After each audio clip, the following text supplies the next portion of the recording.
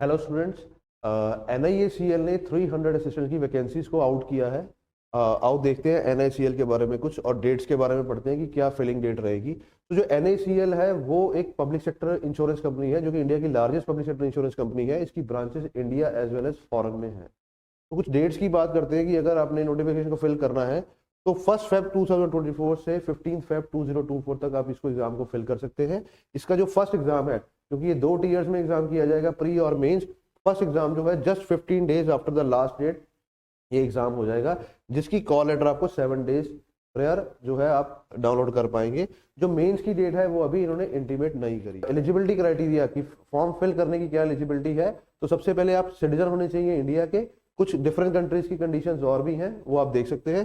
So basically क्या है, अगर आप इंडिया के सिटीजन हैं, अगर आपकी एज 21 to 30 ईयर्स है, जो कि बाकी भी बैंकिंग एग्जाम्स के लिए रहती है, तो आप एलिजिबल हैं एग्जाम देने के लिए। सो इसमें कुछ रिलैक्सेशन रहती है। ST और SC कैटेगरी में 5 ईयर की रिलैक्सेशन रहती है। OBC में नॉन क्रीमी लेयर है अगर आपकी, तो 3 ईयर्स की रिलैक्सेशन रहेगी।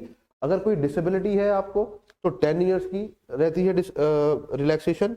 एक्स सर्विसमैन या डिसेबल्ड एक्स सर्विसमैन, इनका जो इन्होंने सर्विस की होती है उसका पीरियड प्लस 3 ईयर्स जो उसमें ऐड करके आप उतनी देर तक अप्लाई कर सकते हैं, subject to maximum of 45 years.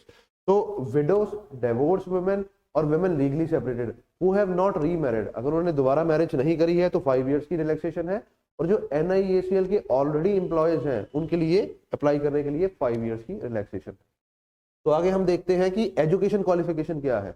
तो एजुकेशन क्वालिफिकेशन में जैसे कि बैंकिंग क्लर्क और PO में हम देखते हैं कि ग्रेजुएशन जो है वो मस्ट है।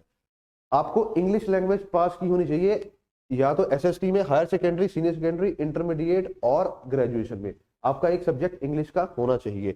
उसके बाद आपको रीजनल लैंग्वेज, क्योंकि असिस्टेंट पोस्ट जो है आपको स्टेट वाइज भरनी है। तो जैसे अगर आप पंजाब से भर रहे हैं तो पंजाबी, महाराष्ट्र से भर रहे हैं तो Marathi, most of the parts of the India में हिंदी रहेगी। तो आपको उसकी रीडिंग, राइटिंग, स्पीकिंग स्किल आनी चाहिए। ये 3 चीजें आपको पता होनी चाहिए। Tier 1 और Tier 2 के बाद एक रीजनल लैंग्वेज टेस्ट भी लिया जाएगा, जिसकी बात हम आगे करते हैं। तो सिलेक्शन प्रोसीजर में क्या है, 2 एग्जाम होंगे, प्री और मेंस का। प्री एग्जाम में जैसे कि बैंकिंग के क्लर्क या PO में हम देखते हैं कि इंग्लिश, रीजनिंग और क्वांट, इंग्लिश के 30 क्वेश्चन, क्वांट रीजनिंग के 35 question, total 100 question, 100 marks, 60 minutes मिलेंगे। अगेन इंग्लिश का एग्जाम इंग्लिश में, बाकी आप हिंदी इंग्लिश में दे सकते हैं। ठीक है, तो ये सब चीजें जो है आपको रहेंगी। अब जो मेन एग्जाम्स की अगर मैं बात करूं तो इसमें criteria almost similar to banking ही है।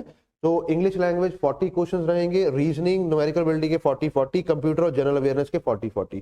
ठीक है, सो जनरल अवेयरनेस में इंडियन इकोनॉमी वाला पार्ट आपको आना चाहिए, स्टैटिक बैंकिंग, इंश्योरेंस के बारे में पता होनी चाहिए, current affair mostly related to the banking and finance आपको आने चाहिए। सो इनके ये मार्क्स हैं, ये मीडियम ऑफ लैंग्वेज है, इंग्लिश को छोड़ के बाकी आप इंग्लिश और हिंदी में दे सकते हैं।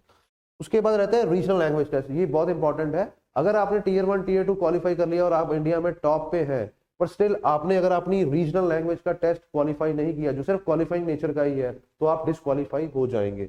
तो इसमें रीजनल लैंग्वेज टेस्ट में क्या है कि आपको रीडिंग, राइटिंग, स्पीकिंग अपनी लैंग्वेज की आनी चाहिए। इसके मार्क्स जो हैं वो आपके काउंट नहीं किए जाएंगे अल्टीमेटली जॉब देने के लिए, वो Tier 2 के बेस पे ही होगा।